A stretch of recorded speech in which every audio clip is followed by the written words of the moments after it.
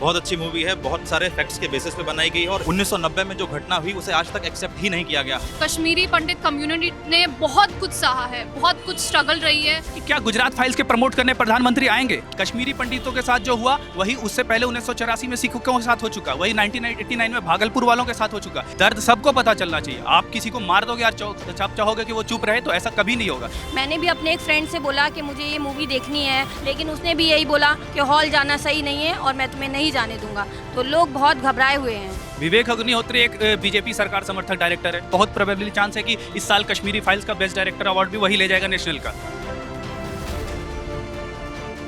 कश्मीर की खूबसूरती को देखकर जहांगीर ने कहा था, फिरदौस बरूए जमी अस्तो, हमी अस्तो, हमी अस्तो, हमी अस्तो। ये लाइन महज सिर्फ कश्मीर की खूबसूरती को बयां नहीं करती थी, ये उस बगान की किलकारियों को बयां करती थी जिसे देखकर जन्नत भी रश कर जाए। एक बार फिर पर्दे पर कश्मीर का बवाल तेज है। किसी के लिए कश्मीर फाइल सवाल है तो किसी के लिए बवाल है। मगर इस देश का युवा क्या सोचता है और ख़ास तौर पर कश्मीर के लोग इस पर क्या राय रखते हैं, यही जानने के लिए आज हम जामिया मिलिया इस्लामिया के विद्यार्थियों से मिलने के लिए आए हैं।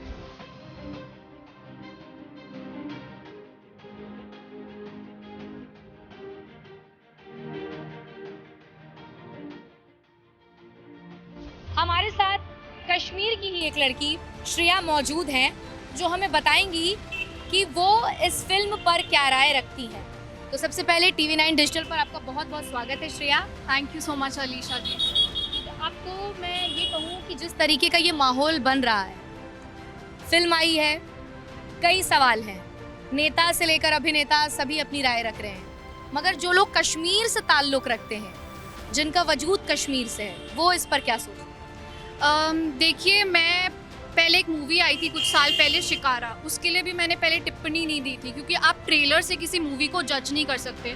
सो आई वॉज वेटिंग कि ये मूवी कब रिलीज़ होगी, मैं पर्सनली जाऊंगी और देखूंगी।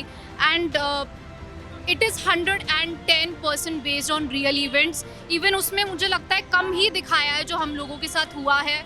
कश्मीरी पंडित कम्युनिटी ने बहुत कुछ सहा है, बहुत कुछ स्ट्रगल रही है। हमारे साथ एथनिक क्लिनजिंग हुई है, हमारे साथ जीनोसिज्म हुआ है, हमारा एक्सोडस हुआ है एंड इट्स बीन 32 ईयर्स, अभी तक हमें जस्टिस नहीं मिला है।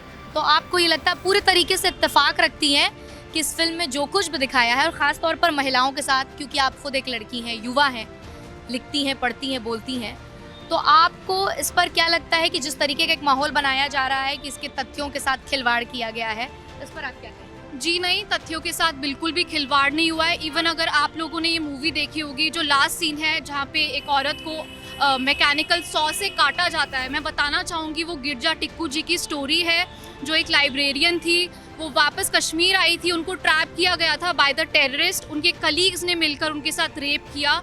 ये मूवी में नहीं दिखाया है, जो जबकि ये भी दिखाना चाहिए था, पता चलना चाहिए लोगों को। ज्यूज़ है, उन्होंने अपना हॉलोकास्ट डे वो अभी भी मनाते हैं, उन्होंने कभी भूलने नहीं दिया। तो हम लोगों के बारे में क्यों ना पता चले लोगों को हमारे साथ क्या हुआ 32 साल पहले। जो कश्मीर की ज़मीन से ताल्लुक़ रखते हैं, जिनका वहाँ से रिश्ता है, वो इस पर क्या सोचते हैं, ये जानना बेहद ज़रूरी था। हमारे साथ और भी तमाम स्टूडेंट्स हैं, हम उनसे भी बात करेंगे और उनकी भी राय जानेंगे कि वो इस पूरे मैटर पर क्या कहते हैं। आप सबने ये मूवी देखी? बिल्कुल देखिए, कैसी लगी? बहुत अच्छी मूवी है, बहुत सारे फैक्ट्स के बेसिस पे बनाई गई है और इतना डिटेल्ड जाके अब तक कश्मीर को लेकर कोई मूवी नहीं आई थी। तो मैं तो थैंक्स बोलना चाहूँगा विवेक अग्निहोत्री को कि हम जो अभी न्यूज़ में पढ़ते आ रहे थे कि गिरजा टिक्कू के साथ क्या हुआ, टीकालाल टपलू जी के साथ क्या हुआ, वो हमने देखा, विजुअलाइज कराया गया। तो मैं थैंक्स करना चाहूँगा विवेक अग्निहोत्री का कि इतनी डिटेल्ड, इतनी इन डेप्थ मूवी हम लोगों को दिखाई गई। मतलब आप इस मूवी के सारे किरदारों से इत्तेफाक रखते हैं? बिल्कुल रखते हैं। जब हम बात रिकंसिलेशन की करते हैं या हम बात किसी सुधार की करते हैं, तो उसका पहला स्टेप होता है कि हम सच्चाई को देखें और एक्सेप्ट करें कि ये घटना हुई। 1990 में जो घटना हुई उसे आज तक एक्सेप्ट ही नहीं किया गया। हर साल 19 जनवरी को कश्मीरी पंडित दिल्ली में खड़े होते हैं, बताते हैं कि हमारे साथ ये हुआ, लेकिन वो अब तक एक्सेप्ट ही नहीं किया गया। एज अ यूथ मुझे पता ही नहीं था अब तक कश्मीर में ये कुछ हुआ। हम न्यूज़ आर्टिकल्स पढ़ते थे, हमें पता चलता था अच्छा ये हत्या हुई, लेकिन हमने जब विजुअलाइज देखा, उसको मूवी में देखा कि ये एट्रोसिटीज़ हुई हैं वहाँ के लोगों पर, तो हमें बहुत बुरा लगा कि ऐसा हुआ, हमें पता नहीं था अब तक। तो आपने देखा कि युद्ध भी जो है वो इस चीज़ से इत्तेफाक रखता है और ये कुछ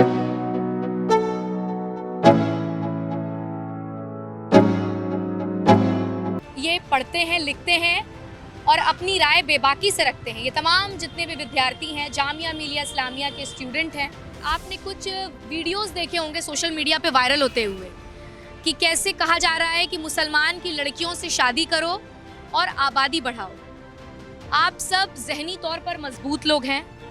आप इस वीडियो से जो ऐसे कुछ लोग हैं, अफराद हैं, जो इस फिल्म के ज़रिए माहौल ख़राब करने की कोशिश कर रहे हैं और इसको हिंदू मुसलमान एंगल दे रहे हैं, उस पर आप क्या कहें? जिस तरीके के वीडियोस आ रहे हैं, वायरल वीडियोस, जो कि हम देख रहे हैं कि थिएटर के बाहर लोग बयानबाजी कर रहे हैं कि मुस्लिम महिलाओं के साथ ये किया जाए, ये बिल्कुल गलत है। लेकिन जहाँ तक हेट मॉन्गरिंग की बात हो रही है, एक बड़ा मुद्दा ये भी आ रहा है कि इसकी वजह से, इस मूवी की वजह से खाई बढ़ रही है। तो उनसे सवाल ये भी पूछा जाना चाहिए कि 1990 में जब कश्मीरी पंडितों को वहाँ से निकाल के फेंक दिया गया, उनकी महिलाओं के बलात्कार किए गए, तब खाई नहीं बढ़ी थी, अब खाई कैसे बढ़ रही है? तो जैसा कि मैंने पहले बोला कि रिकंसिलेशन के लिए सबसे पहले तो हमें एक्सेप्ट करना पड़ेगा, और वो ज़रूरी है कि हर देश का हर एक व्यक्ति इस मूवी को देखे। वहीं कुछ लोग कह रहे हैं कि इस वक्त जो ये फिल्म को पर्दे पर लाया गया है, ये देश का माहौल खराब करने के लिए है। इस पर मैं श्रेया की राय इस पे जानना चाहूंगी कि वो इस पर क्या कहते हैं। 32 साल पहले का चैप्टर है, ये बाहर क्यों नहीं आना चाहिए? हमारे लिए आज तक कोई जस्टिस की कमेटी बैठी ही नहीं। हम लोग क्या चाहते हैं कि दुनिया जाने हम लोगों के साथ क्या हुआ। अभी तक बहुत सारे लोग थे जो डिनायल मोड में थे, उनको पता ही नहीं था कश्मीरी पंडित्स के साथ क्या हुआ था। तो ये बात सामने आ रही है, इससे लोगों को क्या इशू है? आई थिंक एक इकोसिस्टम बन गया था जहाँ पे लोगों को लगता था कि हिंदूज के साथ कभी कुछ गलत ही नहीं हो सकता है, लेकिन हम भी माइनॉरिटी में है। I am a Kashmiri Pandit and I am a minority in India. आप सब जामिया को बेहतर जानते होंगे, आप अंदर कैंपस में रहते हैं, कैंपस की चीज़ों से आपका ताल्लुक है। आपको लगता है कि इस फिल्म के आने के बाद से यहाँ पर किसी तरह का कोई माहौल बनता दिखाई दिया कि यहाँ के लोगों ने कहा? नहीं, ऐसा कैंपस में तो अभी तक हम लोगों ने ऐसा कुछ भी नहीं देखा है। और यहाँ पर जिस तरीके से टीवी स्क्रीन पर या जिस तरीके से बाहर जामिया का ये माना जाता है कि ये मुस्लिमों का यूनिवर्सिटी है, वैसा यहाँ पर हम लोग यहाँ पर खुद पढ़ते हैं, ऐसा अभी तक कभी नहीं महसूस हुआ। हम यहाँ पर बहुत अच्छे से, हम खुद एक हिंदू हैं तो बहुत नॉर्मल तरीके से हम लोग यहाँ रहते हैं, और ऐसा बिल्कुल नहीं महसूस होता है जैसा टीवी स्क्रीन पर हम लोग देखने को मिलता है। और रही बात अगर कश्मीरी, जो अभी कश्मीर फाइल बना है उस पर राय की, तो मेरा ये व्यक्तिगत मानना है कि दोनों प्रोपेगेंडा दोनों साइड से है। किसी को हम एक तराजू पे रखकर ये नहीं कह सकते हैं कि ये पूरी तरीके से सही है, और एक तराजू पे इसको कि ये पूरी तरीके से गलत है। सबसे पहली चीज़ ये कि जब हम बात करते हैं कश्मीर फाइल्स की या कश्मीर के बारे में जब हम बात कर रहे हैं, तो हम उस पक्ष को एकदम नकार देते हैं कि जो भी ये किया वो एक आतंकवादी था, और आतंकवादी कभी किसी रिलीजन का नहीं होता है। इसके तमाम उदाहरण हैं, और वहाँ पे जो कुछ भी हुआ सिर्फ कश्मीरी पंडित के साथ नहीं हुआ, वहाँ पे बहुत से हिंदूज के साथ हुआ, बहुत से मुस्लिम भी मारे गए थे उस वक्त। लेकिन उस वक्त से जब ये मामला तूल पकड़ा कि कश्मीरी पंडित हैं, कश्मीरी पंडितों के साथ हुआ है, लेकिन सिर्फ ये पंडितों के साथ ही नहीं हुआ, ये बहुत लोग हैं और सभी पीड़ित हैं। देखिए, इन्होंने प्रोपेगेंडा की बात करी तो मैं इनको बता देना चाहूँ कि प्रोपेगेंडा, कश्मीरी हिंदूज क्यों मरे वहाँ पे, क्योंकि वो हिंदू थे। और मुस्लिम क्यों मरे, वो वही मुस्लिम मरे जो इंडिया का सपोर्ट कर रहे थे वहाँ पे। तो आप ये बोल रहे हैं कि प्रोपेगेंडा है। हम लोगों ने तो कभी बंदूक नहीं उठाए, हमने तो कभी ग्रेनेड नहीं उठाया। हम 32 साल के जस्टिस से लड़ रहे हैं। कभी मैंने बोला कि मैं यहाँ पे जब यासीन मलिक दिल्ली आते हैं और अरुंधति रॉय जैसे लोग उनको होस्ट करते हैं, उनको पीएम उनसे हाथ मिलाते हैं। सेपरेटिस्ट से तो हाथ मिलाना बिल्कुल ठीक है, लेकिन ऐसे लोगों से ये लोग हाथ मिला रहे हैं, हमें जस्टिस कौन देगा? और फिर लोग ये प्रोपेगेंडा की बात करते हैं। I think this is illogical. ये बहुत इलॉजिकल डिबेट है। ये इकोसिस्टम बिल्डअप किया गया है। जब हमारे खिलाफ कोई, मतलब हमारे से रिलेटेड कोई बात सामने आती है तो लोग कह देते हैं ये प्रोपेगेंडा है। प्रोपेगेंडा की बात जब हम करते हैं तो आप तमाम स्टूडेंट हैं, आप लोगों को इसमें शरीक होना बहुत ज़रूरी है। लेकिन अगर मैं आपको एक बात कहूँ कि देखिए, फिल्म तो आ गई, अच्छी खासी कमाई भी कर रही है, वो बात अलग है कि हम बहस के तौर पर इसको ले जाएं, मगर अग्निहोत्री साहब का ये कहना है, जो फिल्म के डायरेक्टर हैं, उनका कहना है कि ये फिल्म उन लोगों के लिए भी है, उन्होंने बिना नाम लिए JNU और जामिया मिलिया इस्लामिया जैसी शिक्षित, प्रेस्टीजियस और नामी यूनिवर्सिटी का बिना नाम लिए पूरी कास्ट ने कहा कि उनको इनसे भी दिक्कत है।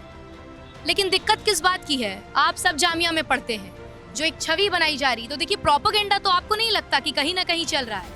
जब जामिया की और JNU की बात आती है तो अक्सर आपको ये देखने को मिलता है कि इसको बहुत ही हे दृष्टि से आम तौर पे लोग देखते हैं। लेकिन ये एक देश का बहुत ही प्रेस्टीजियस यूनिवर्सिटी है, इसमें कोई दो राय नहीं है। और जब प्रेस्टीजियस है तो यहाँ बच्चे भी प्रेस्टीजियस ही होते हैं और खुलकर अपनी बात सामने रखते हैं, विरोध करते हैं, काउंटर करते हैं। और जो पुराने विचारधारा को या फिर जो कंजर्वेटिज्म में बहुत यकीन रखते हैं उन्हें ये बिल्कुल पसंद नहीं आता है। तो जाहिर सी बात है, इसके खिलाफ जब तक वो प्रोपेगेंडा नहीं फैलाएंगे उन्हें काउंटर करने वाला कौन मिलेगा।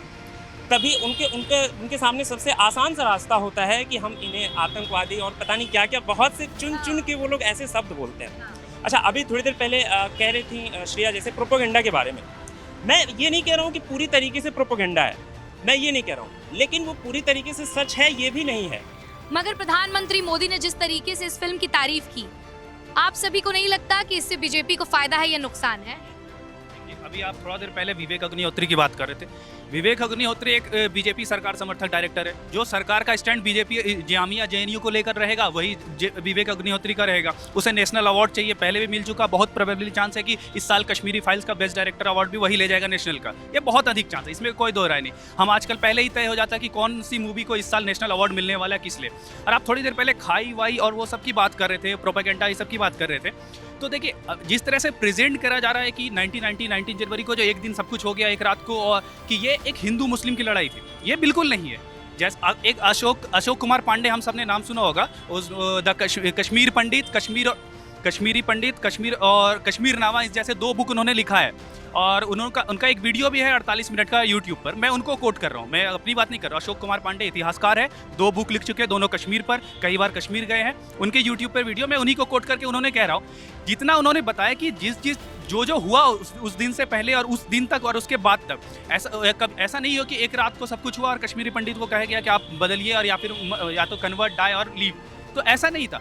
कितने मुसलमान मरे, कितने बड़े बड़े अधिकारी तक मरे मुसलमानों के, उनके किडनैपिंग हुई, उनके बहुत सारे नाम, अनलिमिटेड नाम है, मैं नाम गिनाते थक जाऊंगा, हजारों नाम होंगे। और जब इसको कंप्लीट कर लेता फिर आप बिल्कुल।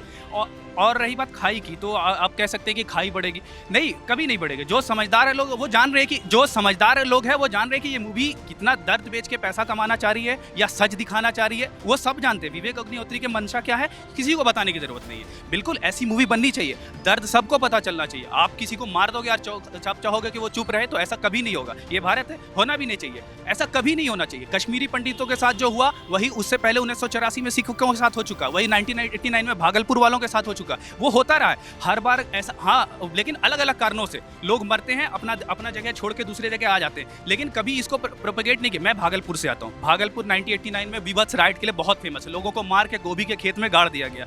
एक नूरपुर मोहल्ला पड़ता है, वहाँ से लोग अपना घर द्वार छोड़ छाड़ के दूसरे जगह मेरे मोहल्ले में आके बसे। उनका कौन जमीन ले गया किसी को नहीं पता, कौन घर लेके चले, आज वो जाके अपना जमीन मांग सकते नहीं मांग सकते, अपना घर मांग सकते नहीं मांग सकते। तो पलायन तो वो भी हुआ ना। बस ये कि ये इंटर डिस्ट्रिक्ट डिस्प्लेसमेंट है, तो आप इसको इंटर डिस्ट्रिक्ट डिस्प्लेसमेंट है तो आप इसे नहीं कहेंगे।